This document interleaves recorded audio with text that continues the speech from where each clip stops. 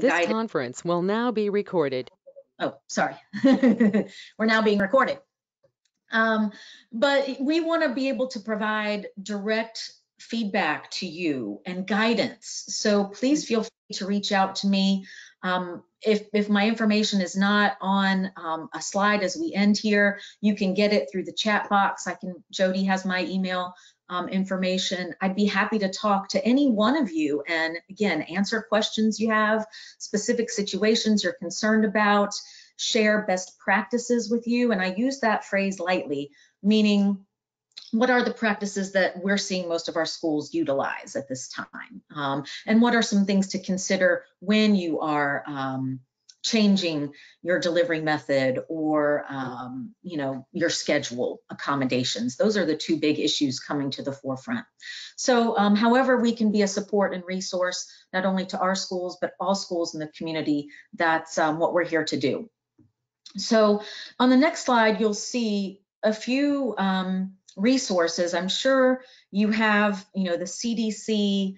I hope you all have the websites and information for the AMTA, the Alliance, AFMTE, CompTA, the Federation, ABMP. All of our professional associations can be excellent resources to you. But I also provided a link to the Department of Education and a page specifically related to coronavirus. Lots of information is quickly being updated on this page for the Department of Education. Yeah, back to slide number 2, please. Thank you very much. Also, this publication called Inside Higher Ed, I'm on their mailing list. And so, I always see great headlines and really valuable articles. I wish I had time to read them all, but if you all don't know about Inside Higher Ed as a publication, maybe note that down, or again, you can look for these slides after the presentation. But I think you'll find some very interesting and valuable resources from them as well. Same with CHIA, the Council for Higher Education and Accreditation. Now they, as their name implies, they definitely have a lot of resources for accreditors, but for higher education in general, for schools, whether or not you are accredited, whether or not you utilize financial aid, CHIA is another great resource for you if you're not already aware of them. For schools that do utilize federal financial aid, I will say that in many of the recent webinars and presentations that I've listened to and attended from the Department of Education, a lot of it is around funding and the CARES Act and funding that's available for student borrowers and for schools. So there might be some information on the Higher Education Emergency Relief Fund page. If you're not already familiar with that, and again, you are a school that offers federal financial aid, I would highly encourage you to look into the resources that are available, both for your students and for your schools.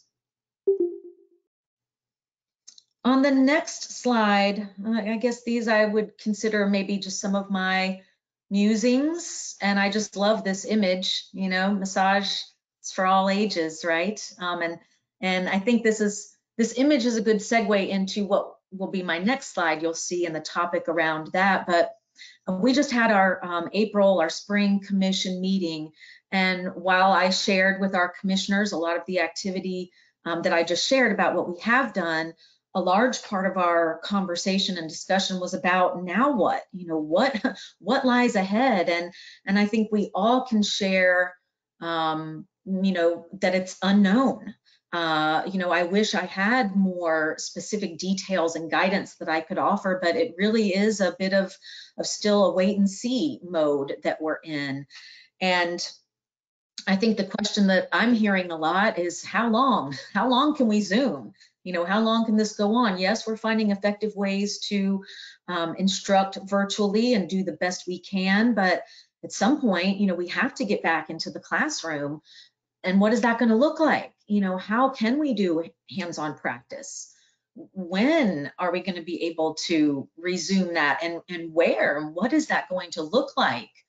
I think, as you said, Virginia, at the outset, every state is so different in terms of their stay-at-home orders and what governors and state regulations are allowing businesses and industries to do. That really plays a large part in a wide range of options or very limited options for some of us. And again, other bodies that we're accountable to with our state boards and our accrediting agencies.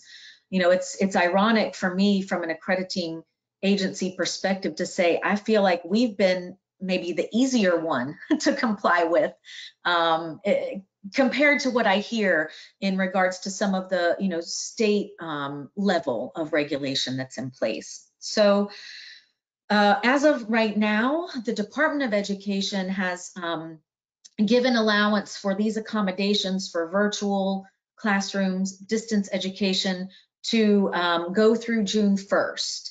And I keep, you know, really looking out in my email box, looking out for communications about any adjustments to that timeline.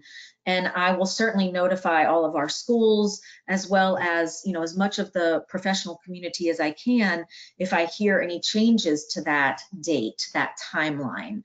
You know, gives us the rest of the month of May, which again, I think is going to be pretty crucial in terms of seeing some things shift with how we can go back to work if possible. But right now, June 1st is a pretty, you know, important timeline there. So to the next slide, you know, taking that image of the children, you know, it really is kind of this, well, I'd invite everyone, let me put it that way. I would invite us all, and I include myself and CompTIA in this boat, to really ask ourselves, well, what if, you know, what if? And, you know, ironically enough, I've been watching probably too much news these days.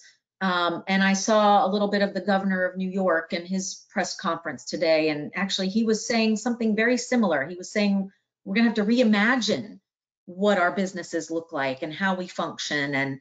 And, you know, that's kind of where I was in my thinking with, we're going to have to, I think, rethink everything, if not a lot of things, about how our schools are operating, how our cohorts matriculate through, you know, their schedules, how many students are in class at a time, and again, maybe, again, a short-term, mid-term, long-term type approach to how we get back to business. You know, I don't want to say as usual, but with a new status, a new way of operating.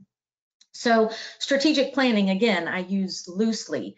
I don't mean that in the formal sense of, you know, outcomes, action items, but thinking and planning strategically, and staying open, asking that question, well, what if we did it this way? What if we did it that way? In terms of our schedules, you know, as an administrator, I really think of those infrastructure pieces, right? And what does that schedule look like? And who's going to teach what? And how many students are going to be on campus? Could we possibly have our cohort split into two and half of them on campus for some days a week and the other half on campus for other days a week, so that we have minimal numbers and social distance guidelines? What does our process look like for admissions? You know, can we do virtual interviews with students when they used to be in person? Can we have, you know, DocuSign utilized for electronic documentation rather than all that we used to do in person on paper? What do our policies for attendance look like? Do they still serve us? Should we consider the practice of distance education on a permanent basis to some degree in our programs? Are we finding this to be a valuable aspect of our programs? Do students who have challenges with learning or attention, challenges being in a traditional classroom, are there ways that maybe they benefit better from a virtual learning or online learning experience? And should we consider, like I said, maybe a more permanent aspect of our instruction to be via distance ed? How do we do our assessments? You know, is there a way that we can streamline and simplify our process and really focus on competencies? These are all of the what ifs to ask ourselves and to reimagine how we do what we do. My last slide before I turn it over to Deborah and then open it up for questions is, you know, I feel a lot of reassurance when I hear the message, we will get through this. We will get through this. I mean, I feel often very inundated with the numbers and the metrics and the, certainly the sad loss of lives. The reality of that is very stark and hard to process. And so, like I said, I find a lot of comfort myself personally and professionally when I really hold those messages and affirmations that we will get through this and we're all in this together. And so for today, I just wanted to kind of shift that and say we are getting through this. Here we are. Like you said, Virginia, 6 weeks ago was the first Sunday session, and I was so happy to be a part of that one as well. And 6 weeks have warped. It feels like 6 months, sometimes. And so I just have to remind myself and for all of you too that we are getting through this. We will continue to, and we are. And I know we are all doing our very best. And so, in order to keep our schools and our programs running, I think it's important. I don't think any of this on this slide is new to anyone, but again, if it brings comfort, maybe to help affirm what you're already doing, prioritizing, what is immediate priority, graduations that are coming up, new cohorts that are supposed to start, students that are, matriculating, faculty that are struggling, how do we prioritize, but needing to do that. Staying connected with our own community and with the community at large, attending these webinars, being on the Facebook page, the EdNet, groups, all of that to stay connected and get support and information and share, process together, communicate with each other, with our boards, with our agencies, give and receive support, ask for help. I was so touched by someone who shared a story recently about how they asked their faculty, if they would be willing to make, a pretty big sacrifice temporarily time, and then there would be the opportunity for things to shift around, and what it meant for that person to hear their faculty without reservation say yes. No, yes, you don't even have to ask, but sometimes we do have to ask, right? And then offer, right? The ask and the offer go hand in hand. So offer support, offer help, offer what you can to your community and to all of us. And those to me are sort of what I'm trying to fuel myself with as well. And so I guess that really kind of ends me where I started, which is my offer to all of you to be a support, be a resource, give feedback and guidance however I can to you. And again, thank you all so much for your time and attention today. Deborah, it's my delight to pass the baton to you. And again, thanks everybody. I'll be here for questions as we carry on.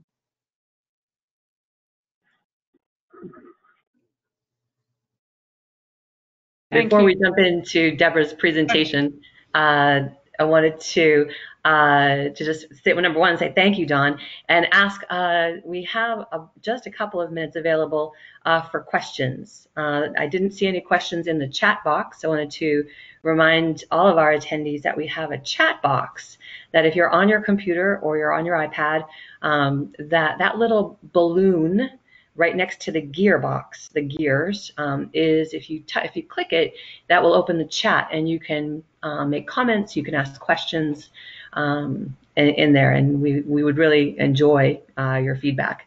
And just you'll see that you can direct your comments to everyone, and that way we can all see them. So thanks again, Dawn. Any questions that anybody has for Dawn? Hi, Jody. Hi. Or for Dawn. Hi, my name. Can you hear me? This is Sonora Bird Hodges. My camera is not working, so sorry you can't see me. I was planning on starting a new massage school in the fall in Michigan, and was about to put a down payment on a building and start advertising. And this will still work out for the fall. Or, I would just like someone's opinion on whether I should wait a year or not.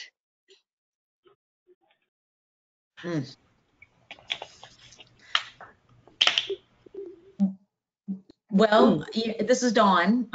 Thank you for your question. Thank you for joining us. Gosh, that's a big question. And the should. I bet as I see all the faces that are on the call, I bet they would also have a lot of valuable input to offer into your question. I think it depends. That famous answer, it depends. Do you have time to, do you have the time and resources? And you don't have to answer this right now, but these are the questions I would ask myself. Do you have the time and the resources to ensure that you get all the equipment that you need, to have the staffing that you need, to be able to, have a effective recruitment process? Do you have your state approval? Is the board available to still function in that way and provide those approvals for your program to launch? I think our schools that have been anchored in business for many years, decades, are, trepidatious about what the fall is going to look like. And so given that, I might proceed with caution would be my suggestion. But as I said, I think a lot of other people might have some other input to add to that. And as much as I would love to make this a forum about business and marketing, right now we're going to transition to our second presenter. So feel free to put your comments, your questions again in the chat. And I'll remind everyone that this would be a good time to go ahead and either mute yourself, mute your computer. That sounds funny, mute yourself. Mute your computer or your phone, because our next presentation is about to begin. And that's going to be done by another woman who needs no introduction, and that would be Deborah Persinger, the Executive Director of the Federation of State Massage Therapy Boards. The FSMTB is a not-for-profit organization that supports your state's massage therapy board in doing their work to ensure that massage therapy is delivered to the public with safety and also effectively. One of the ways that Deborah and the team at FSMTB keeps us safe is they are directly involved in decreasing human trafficking. And this is something that is just, I didn't really appreciate how involved the Federation was in this, but literally hundreds of women have found their freedom from modern day slavery, basically, at illegal massage businesses because of the quiet work that the Federation is doing. Of course, we know that FSMTB, for producing the entry-level licensure exam, the MBLEX. And Deborah earned, just a little bit about Deborah herself, she earned her PhD from Kansas State University, and she is a Kiwi. She's actually originally from New Zealand. Deborah is here today to look at her crystal ball and give us her best forecast for when the test would resume. She's also offering up-to-date information and insights about how the Federation is monitoring the situation. So welcome, Deborah Persinger. Thank you, Jody. It's certainly not my intention to be Debbie Downer today and talk about human trafficking. But I'll see if I can figure this out, this screen share. Prepared some information. For those of you not familiar, I just wanted to share a little bit of a background with you about the Federation and some of the things that we do beyond in addition to the MBLEX. So our members, as Jody said, are the state licensing boards and agencies. We have 46 members, and the people that serve, the massage therapists and public members that serve on the state licensing boards are our associate members. Whoop. Uh-oh, it just asked me if I want to leave the meeting. So this is clearly not going well because I can't advance the slides. You can decline leaving the meeting. I Yeah, do. don't leave the meeting. Use your arrow keys on your keyboard. The right arrow will take you to the next slide. Maybe. And it's not. Oh. I wonder if I'm frozen.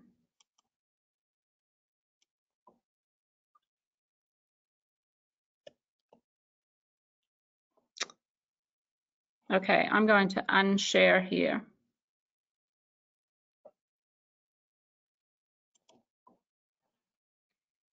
And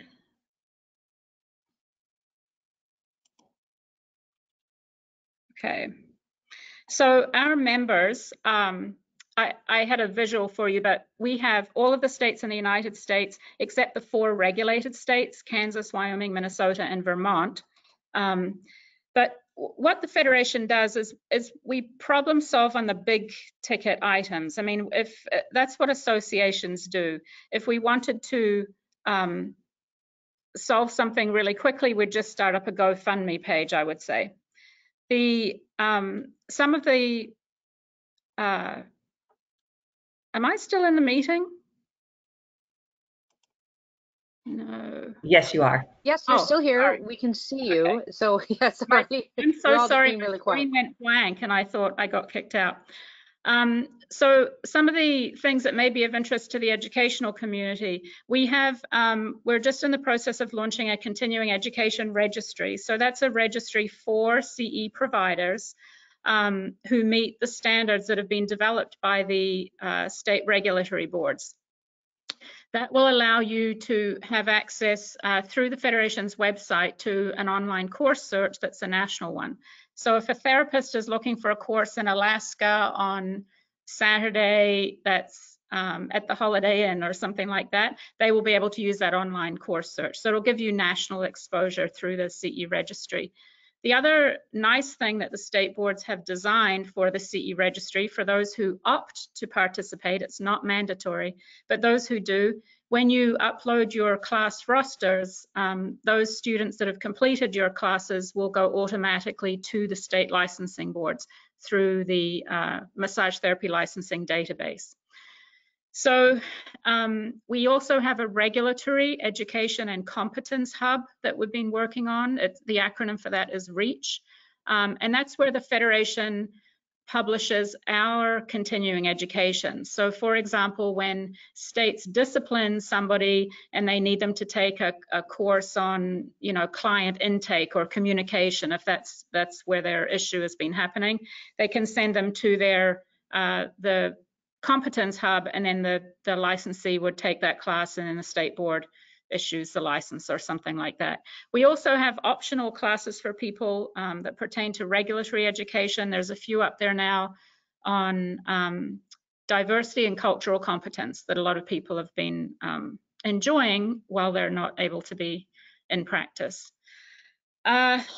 We have right now we're doing legislative tracking. It's like drinking from a fire hydrant with all these governor's orders coming out from all across the country, and then there's an amendment to the order and then an amendment to the amendment and 29 pages explaining the amendment. So we're very busy with the legislative tracking, obviously communicating with our members, and then we have each year we do a massage board executive summit for all the executive directors.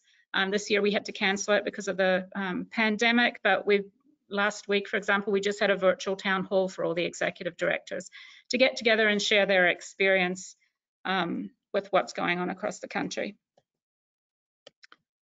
I'm sorry, I'm clicking through here, even though you can't see it.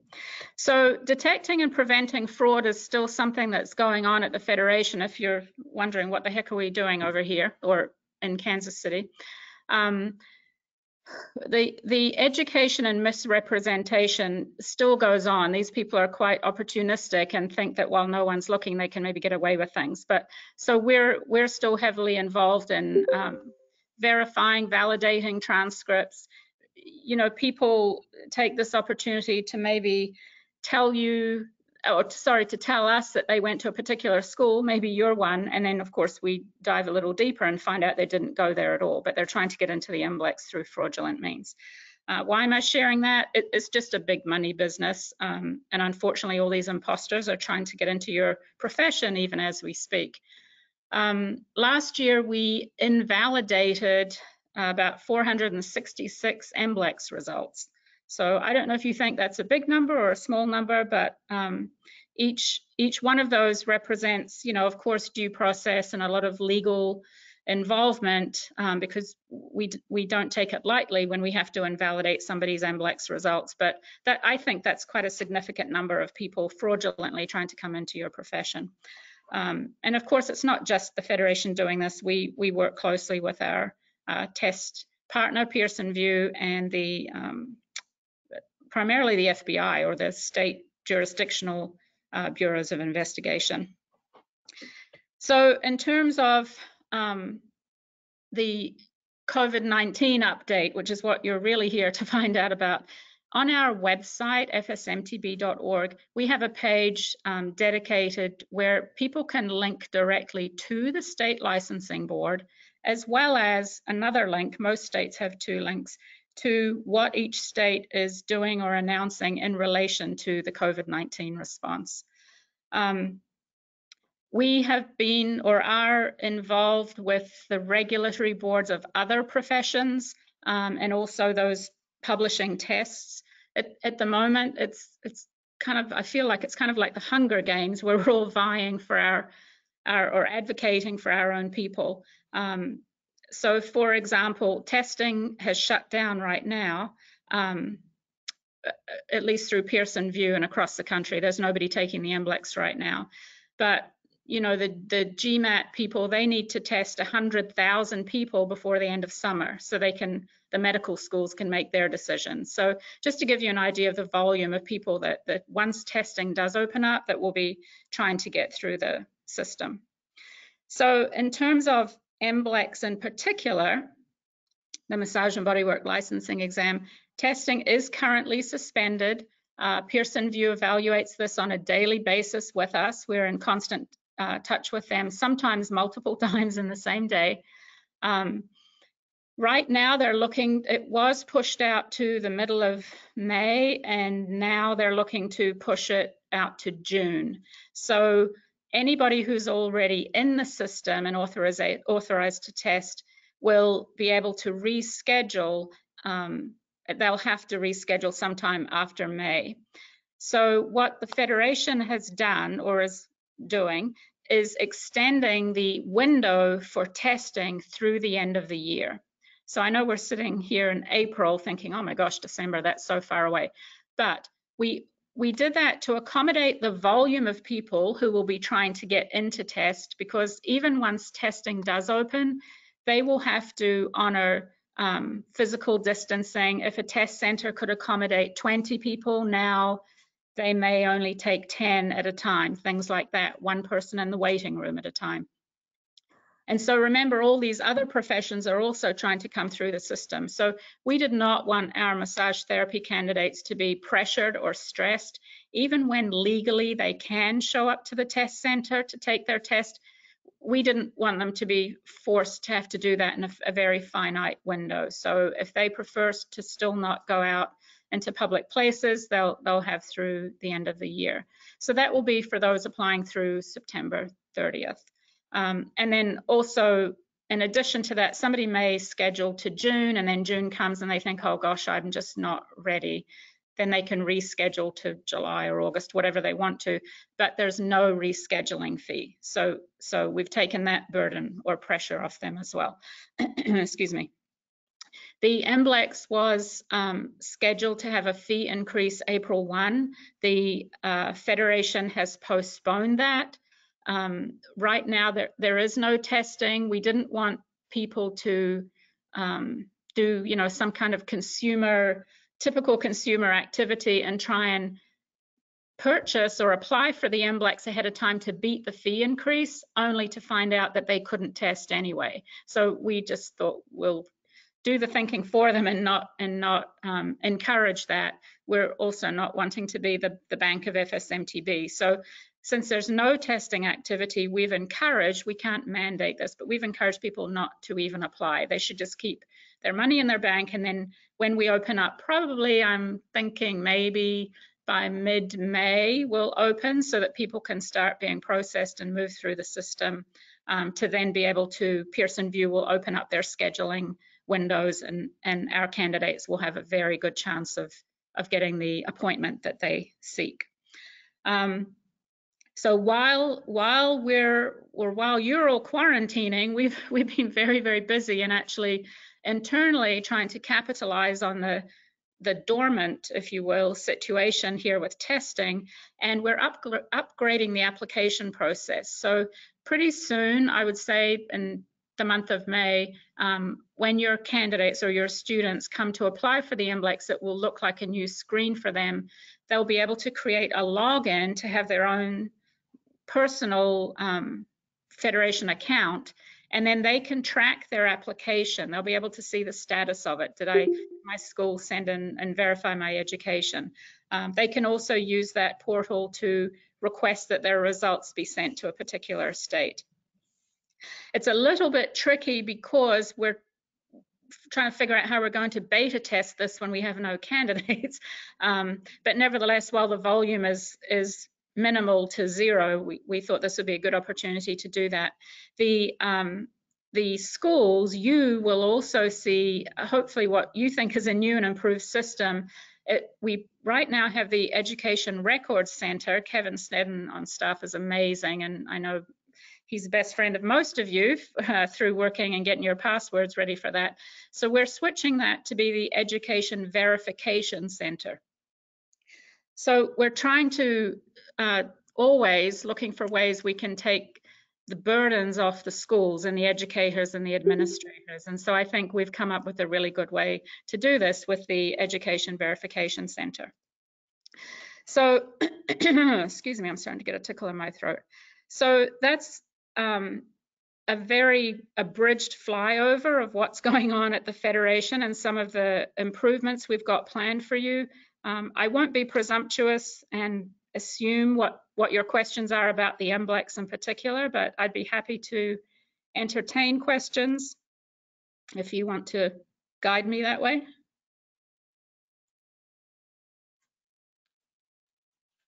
Do I need to look up this chat thing? I think I turned into a Zoom girl, and now I'm trying to figure out GoToMeeting. Yeah, I think a lot of us have spent more time on Zoom than GoToMeeting. But for our attendees, this is the time where you can unmute yourself. And if you have a question or a comment, we did get one question that would be, and I just wanted to verify this with you, Deborah.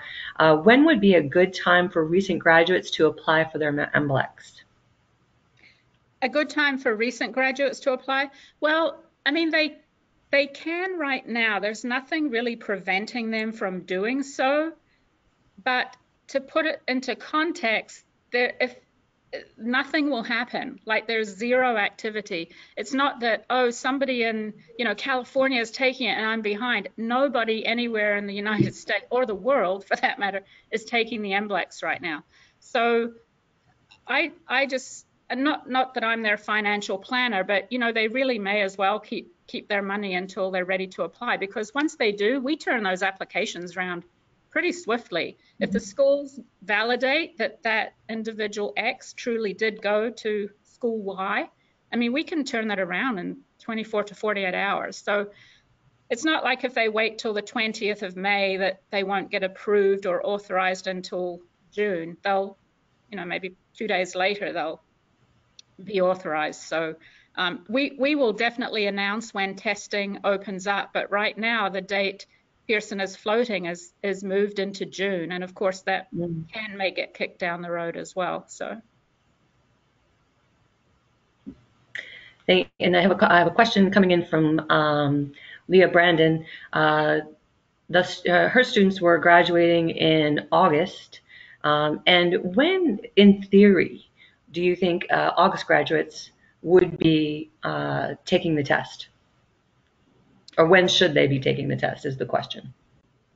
Well, The Federation does not have an eligibility requirement that somebody must have graduated in order to take the MBLEX. So technically, they could apply before they graduate. Now, we do have data, same answer comes back every year. The more education somebody has, the more hours of education, the better they perform on the MBLEX. So not that MBLEX gives grades for mastery, like, you know, an A or a B or a C performer, but what we don't want people to do is come into the pipeline too soon, because they're the ones who end up being the retakes. And sometimes even against the better judgment of their school faculty and mentors, the student thinks, you know, they've got this and they do it anyway, and we all know the outcome. So on the one hand, it's better. I, Deborah, personally, former educator, think it's better if they're in a precarious position and don't have a successful outcome, that they're still in school, so they have that safety net to come through and have a better experience the second time. But if the school's of the opinion they should graduate first, then they can apply on graduation day and theoretically be testing, you know, apply on a Monday and be testing on Thursday or Friday. If they can get an appointment, that's going to be the caveat, because, you know, the nurses, right now, my colleagues, sad to say, in the funeral examining board, they have now become essential people, and they're actually now testing because they're trying to get them into the workforce. But yeah. Interesting. Mm-hmm. A comment came in that says, thank you for the information, Deborah, on the MBLEX. This is from Amanda. Her current students have been very stressed about this, and they're due to graduate at the end of May. And this has been a conversation with them during the online class time. And she's very happy that she can relay this to them on Tuesday morning. They have a total of 12 that'll be graduating in May. So, so kudos, thank you. Thank you. And, you know, our staff are, I mean, we've been working from home, admittedly, but full time. And, you know, I'm trying to manage our staff with the stressors on us, because we're on the phone all day. I'll be on the phones tomorrow myself, because the stories that we're hearing from candidates and the teachers as well are just, you know, in the past it would be like a 3-minute call. Did you get my application? Did you get the transcript? And now we're getting the stories, which we love. But this compassion and empathy can also, you know, take a toll at the end of the day, because the stories are just heartbreaking. So, yeah. Questions coming in from, I believe it actually might be from Taffy. Has Pearson VUE discussed the possibility of opening additional testing sites or hiring more staff to help with the backlog? And this is a question coming from the ABMP. Mm-hmm. So we use the Pearson Professional Centers, the PPC centers, and they are the high security centers. So, for example, we capture the palm vein, the digital signature, you know, they have to inspect their reading glasses, things like that. And we have to do that because of all the degree of fraud that goes on, sadly, with the massage, or imposters trying to enter the massage therapy profession. So it won't be a matter of adding more, it will be extending their hours. So, I mean, right now anyway, under regular circumstances, the test centers in New York City were open 24/7 anyway, but North Dakota maybe 9 to 5 on, you know, Monday, Wednesday, Friday or something. So they'll extend the hours, but of course they have employment and HR concerns as well. They need to keep their employees safe with strangers basically coming through their door all hours of the day. So they're doing everything they can to get to maximum capacity.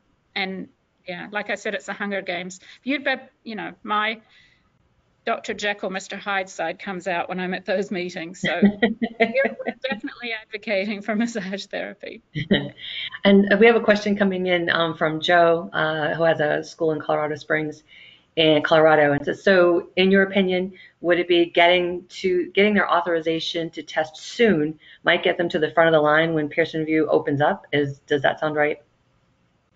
No, there's not really a front of the line, because I mean, as soon as they're authorized to test, of course, they can have the opportunity to schedule. But what's been happening is people who, even though we put out notices saying we recommend that you wait and don't apply yet, people who went ahead and did that anyway and were authorized, scheduled, and they've right now been canceled twice already by Pearson.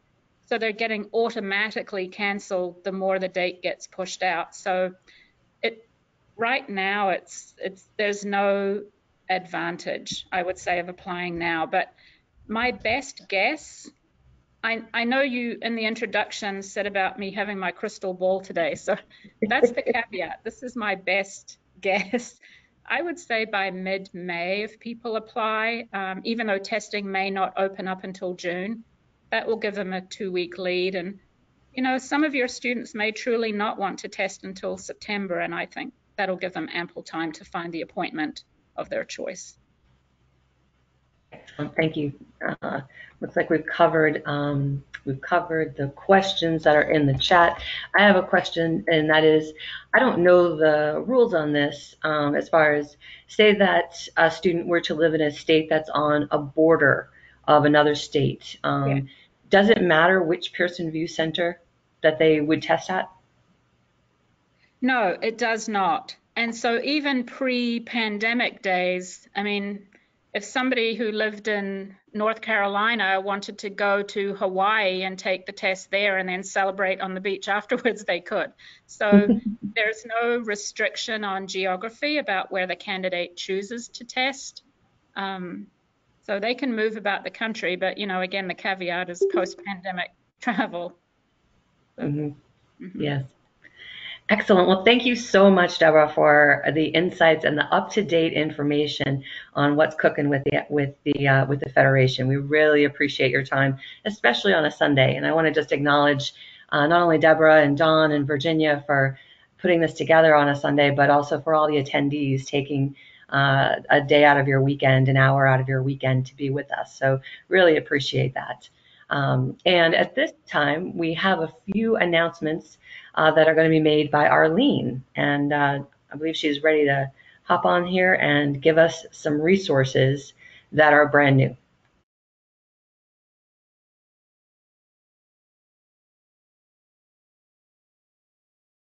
I feel like Jeopardy music should be playing. There we go. Okay, Okay. I double clicked my mic. Can I share my screen, please?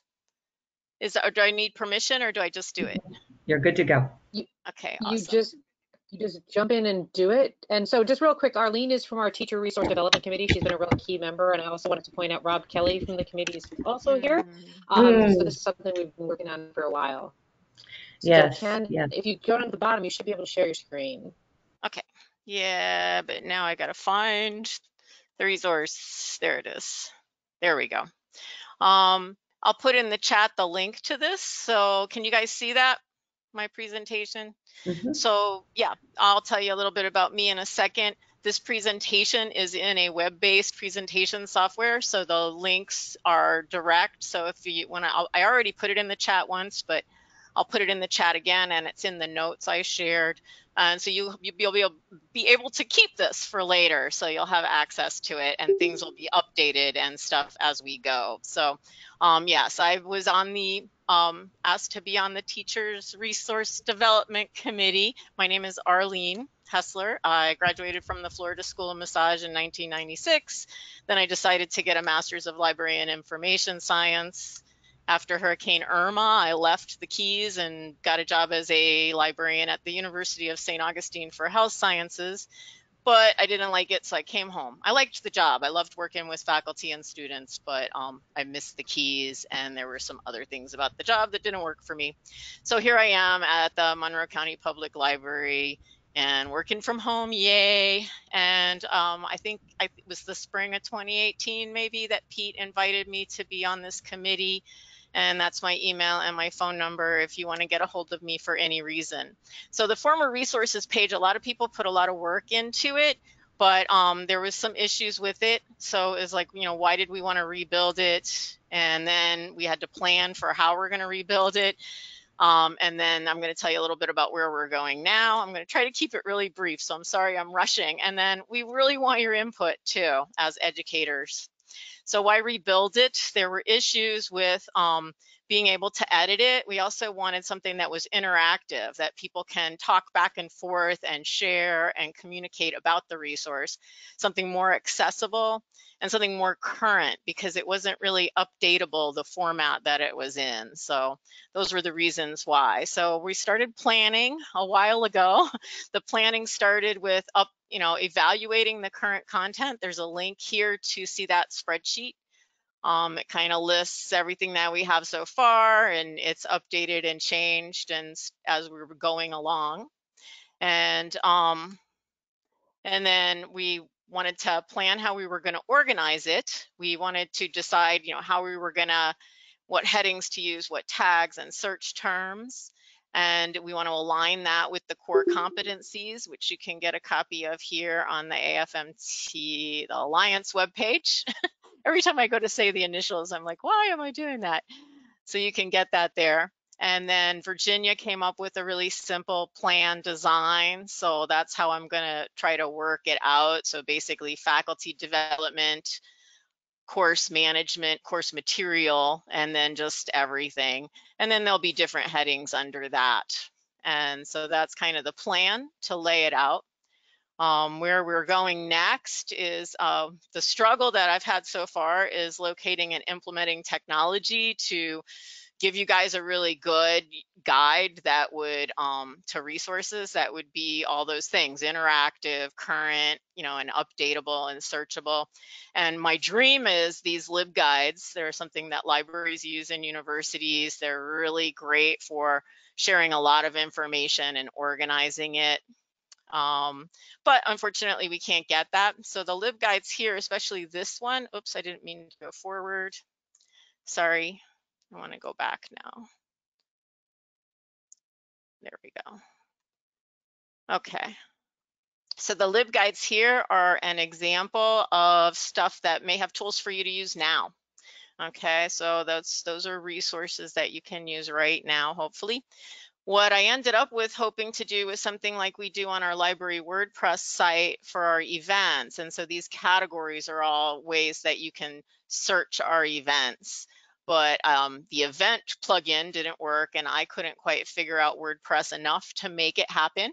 Where we are now is that Naomi has found, she's the staff for the Alliance, and she's found a WordPress plugin. They've got it set up. We're going to take a look at it. We're going to integrate a Slack channel with that, which is going to allow for all of that communication that we'd like to have. And then I have also set up a Facebook group for more immediate stuff. So we're working on that right now as we speak.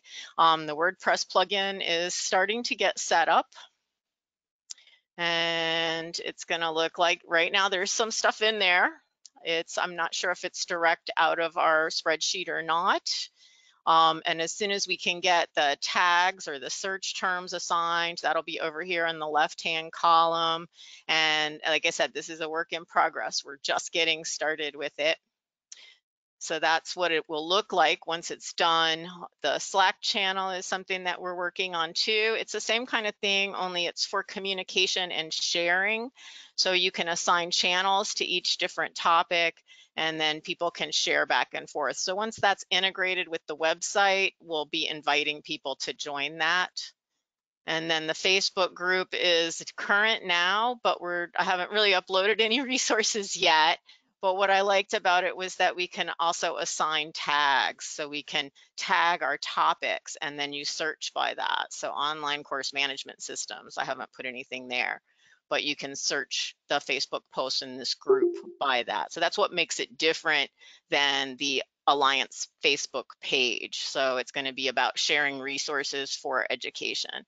And so that is that. So can I jump in here, Arlene, just real quickly, because we're right at 4 o'clock right now. Okay. And if we can just, one of the things that we did really want to highlight today was the existence of a Facebook page. So if you're a member of the Alliance, people should have gotten an email to join this page.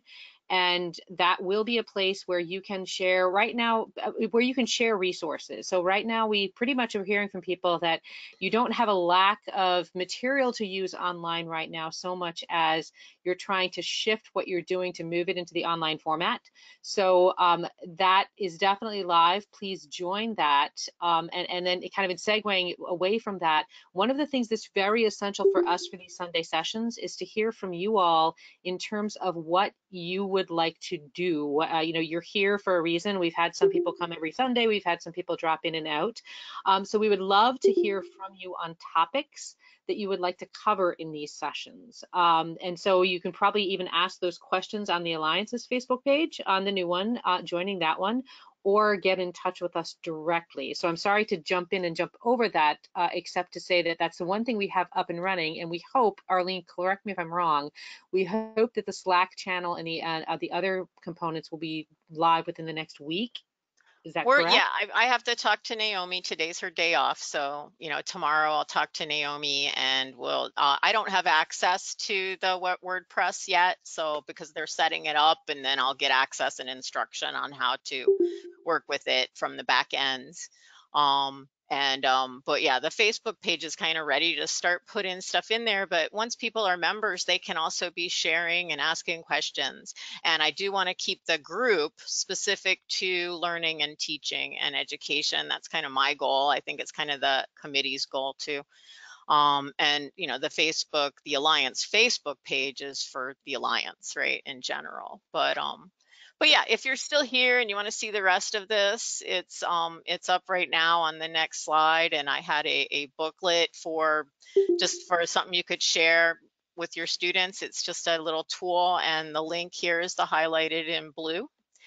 The next thing, I went to check out the American College of Research and Alliance, I can't remember. It's College and Research Libraries. They did a virtual poster session, and these offer some useful tools too.